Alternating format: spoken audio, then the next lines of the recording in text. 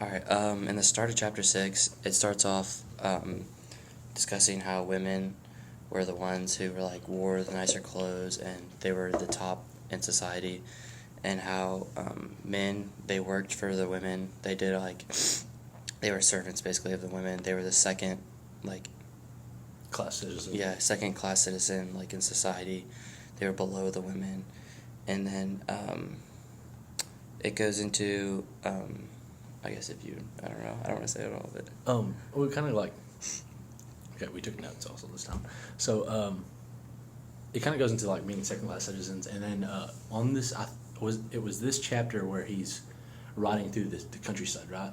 Mm-hmm. And he's riding through the countryside, and he's seeing like the different lives of different like men, and sees like the old factories which have been like torn down, and the professor's kind of like giving him a lecture and talking about how used to factories were like progressing and stuff like that, and now they're all torn down. And then he reaches they're talking about one spot or whatever about him wanting to preach, and then she says that he will eventually, and it just kind of like leaves you at that at the end of the chapter.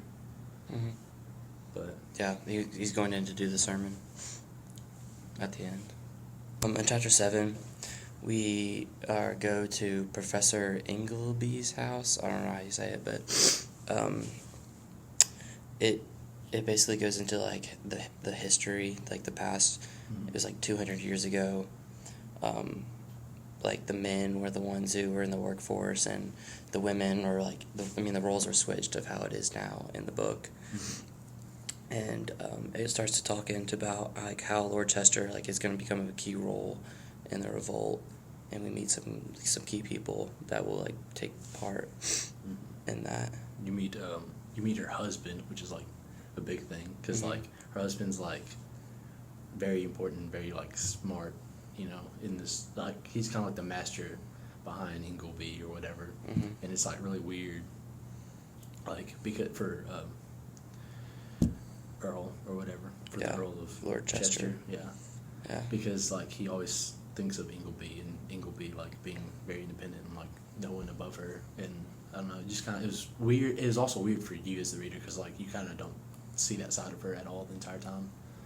And then you meet a couple of guys. Well, you don't meet them, but they're reintroduced. Jack is new, and then Algernon. yeah, we had already met him. We had already met him, and you find out they're like part of the resistance, but they were like low key, like no one knew about that. So it's kind of weird. Mm-hmm. Is that it?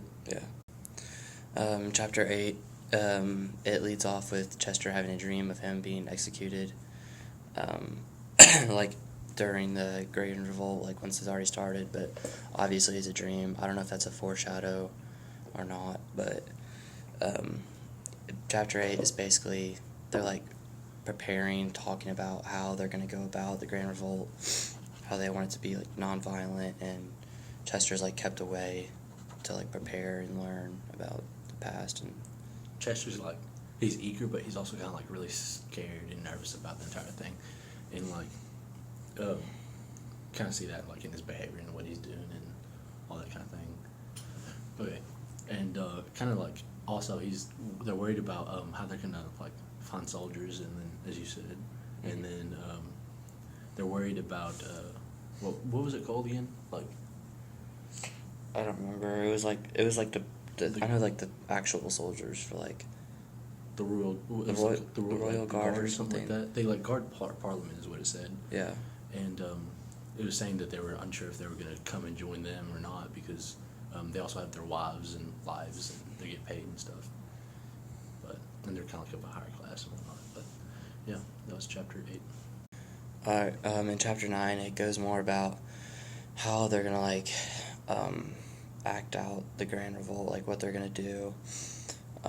Men will go back into the workforce and Build machines and factories and whatnot again. Yeah, like start education again, because like women didn't like contribute, like they didn't invent anything or like new ideas. It was always the old men of like the past society, and they like want to go back to that. That's what they're trying to like accomplish, and it goes more about in detail like how they're gonna do it.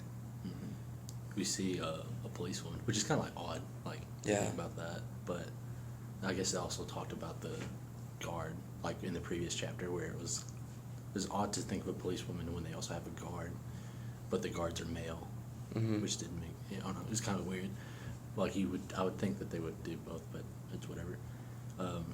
And one of the lines that's in there, it was give me freedom or give me free, or death is better than A convict person. or like being in prison or something. It was kind of like the mentality of give me freedom, give me death. And I was just kind of like, oh yeah, I see that parallelism. It's kind of, or like, I guess he would have said it before, because what year is this? Oh no, America wouldn't have been founded. It's 200 years. No, like when. Oh. Yeah, America wouldn't have been founded, so like it would have been like a few years before. I don't know, but yeah, give me liberty, give me death. It's all that in there. But yeah. All right. In chapter 10, we get more information about how men are becoming educated and how they're getting numbers, and there's more preparation. And so there's this blacksmith that is like a few towns over. It's like it's far away, and Chester needs to get him.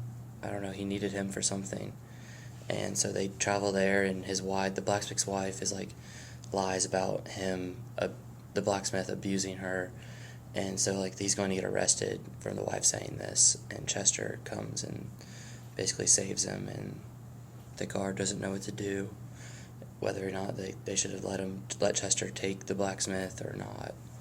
And so they got it basically started the revolt.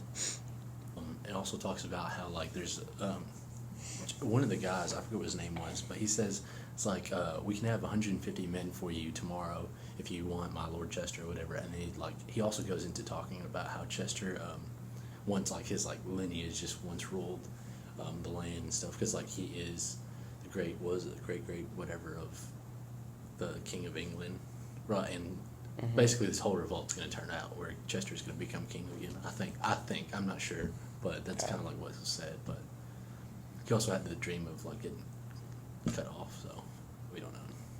But yeah, that's pretty much chapter 10. I don't know what else to say on that. Yeah, that's all she wrote. That was all she wrote.